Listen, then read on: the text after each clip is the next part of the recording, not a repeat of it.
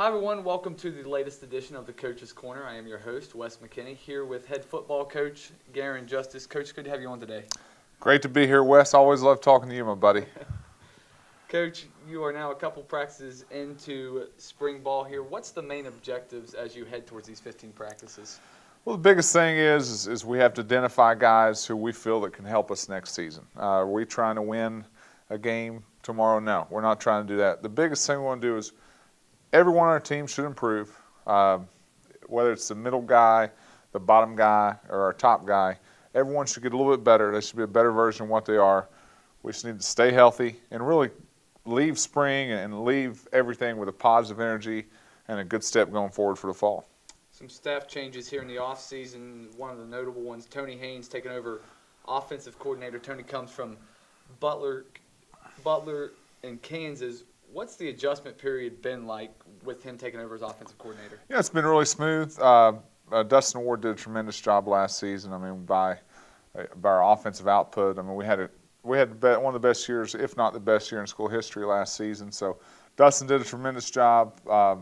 And the good thing for Tony now is Tony's going to be walking into a position where he still has a Calvin L. Jones and a Brian Novak and a T.J. Smith and Jermel Dallas. All those playmakers are still around. So he's walking into a good situation, and Tony's a guy who has kind of taken what we've done and blended in some of what he's done as well, and hopefully this could be a better version of Concord. I know it's hard for us to repeat that success or even do better than that success from last year, but we're confident Tony can do that because he's got a good offensive mind.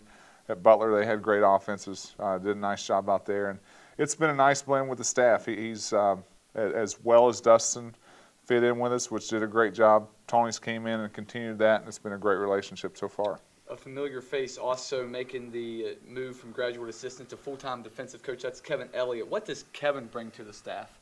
Well, Kevin's a consistent guy. I mean, day in and day out, you know what you're getting with Kevin. Kevin's like Coca-Cola. You buy Coca-Cola in West Virginia, you buy Coca-Cola in California, it's going to taste the same. So that's what Kevin is to us. He's very consistent day in and day out, a very detail-oriented guy, a guy who who I need in my life to be detail-oriented. So he helps me out with some of my day-to-day things as well.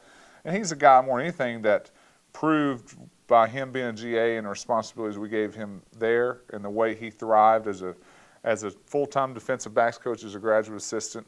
We knew we wanted to keep stability at that position because it's so important, and Kevin showed that he was more than capable of doing that. So instead of us hiring another offense position, we said we have to hire Kevin and keep him with us, and that's why we're seeing Kevin as a full-time guy now. You mentioned earlier, that everyone's trying to improve here as you get through spring ball, but everyone knows Calvin L. Jones, Brian Novak, those guys.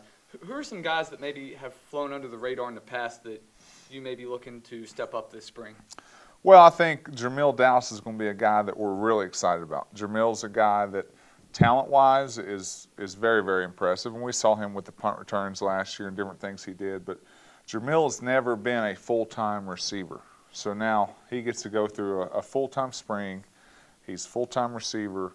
He's going to be counted on as being the guy or one of the guys. So he's a guy that I think we're going to see a lot of development from offensively.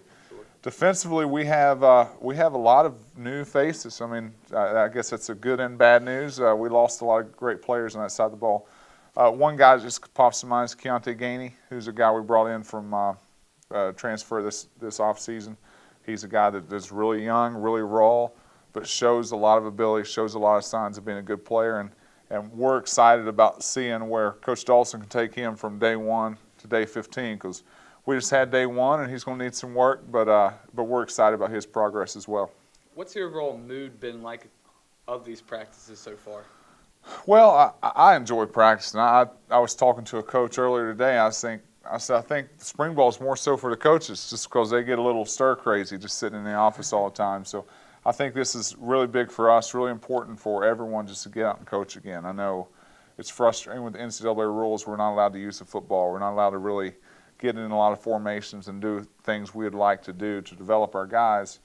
So now it's a chance that we really just get to go out and coach and be with our guys and develop that relationship and make them better football players. So, and the guys enjoy it. They don't like running around in the gym and lifting weights. They came to play football, not be weightlifters. So we get to play football again. So that's something we're excited about. And again, I think the biggest thing with us is we just enjoy playing football and being around the game. So that's 15 opportunities we get to do that. Last couple questions here for you. You mentioned Garin, one of the transfers you brought in, but you brought in a couple of other junior college guys. How have they been able to make an immediate impact thus far? Well, I think the verdict's still out on what they can do. I know they're guys that have talent. We're talking about the kill borderline, Xavier Banks. I think they're guys that are going to provide instant depth as far as where they go and their ceiling. That's still kind of we're going to need to find out. We're going to need to find out through practices, but we brought them in for a reason. We brought them in because we think they could be players, and hopefully they can step in and contribute right away. So we'll see. That's also the exciting thing about spring ball is you get to walk out of spring and be like, all right, I know these guys can contribute. I know these guys will be able to help us out. And then in August, you always get a couple surprises, but you usually know who your core team's going to be after spring ball. Final question here for you. As an offensive line coach, what are you most looking forward to with your group of guys during these 15 practices? Well, I enjoy working with those guys. I think I have a great group. I mean, we lost 3 very good starters last year.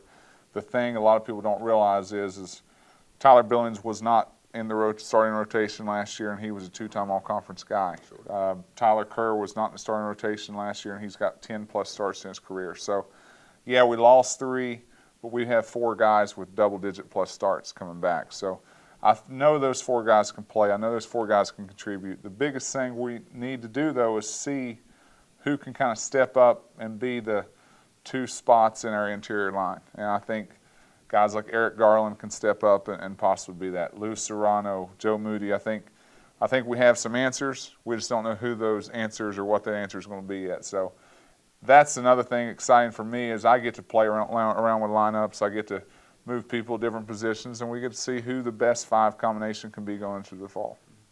All right, Coach, thanks for your time today. Spring practice will conclude on April 25th with the Maroon and Gray game. That will be at 1 o'clock at Callahan Stadium. For Coach Garin Justice, I am Wes McKinney, and this has been the Coach's Corner.